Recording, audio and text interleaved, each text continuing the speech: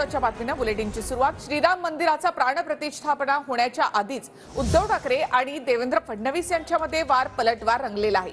बाबरी मशीद पाडली त्या आंदोलनामध्ये मी सहभागी होतो।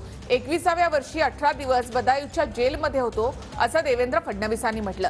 तर देवेंद्र फडणवीसांच्या वजनानंच बाबरीचा ढाचा पडला असेल असं म्हणत उद्धव ठाकरेंनी निशाणा साधलाय।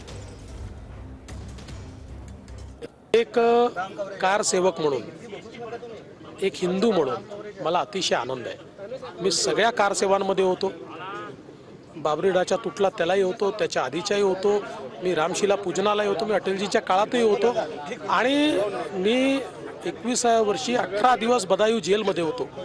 त्यामुळे एक कारसेवक म्हणून मला मनापासून आनंद आहे। 35 वर्षाच्या भाजपच्या संघर्षाचा हा विजय म्हणायचा।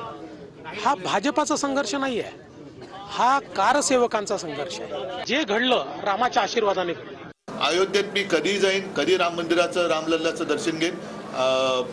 तूर्त मला एवढंच वाटतं की ह्याची एक पॉलिटिकल इव्हेंट होऊ नये हीच माझी अपेक्षा आहे। बाकी आम्हाला सगळ्यांना आनंद झालेलाच आहे आणि तो प्रत्येक हिंदूंना आणि रामप्रेमींना होणं स्वाभाविक आहे।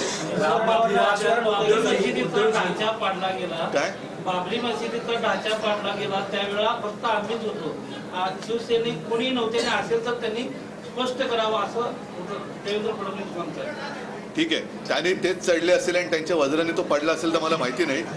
कोणाच्या वजनावर, कोणाच्या त्या ठिकाणी व्यक्तिमत्वावर, कोणाच्या वक्तृत्वावर टीका टिप्पणी आलोचना करणं आणि घालून पाडून बोलणं, उद्धवजी हा तुमचाच ठेका आहे। महाराष्ट्राच्या राजकारणाला अशा पद्धतीने खालच्या पातळीवर जाऊन टीका करणं, याचे नटसम्राट उद्धवजी तुम्ही आहात, पण तुम्हाला याच्यामुळे मतं मिळणार नाहीत।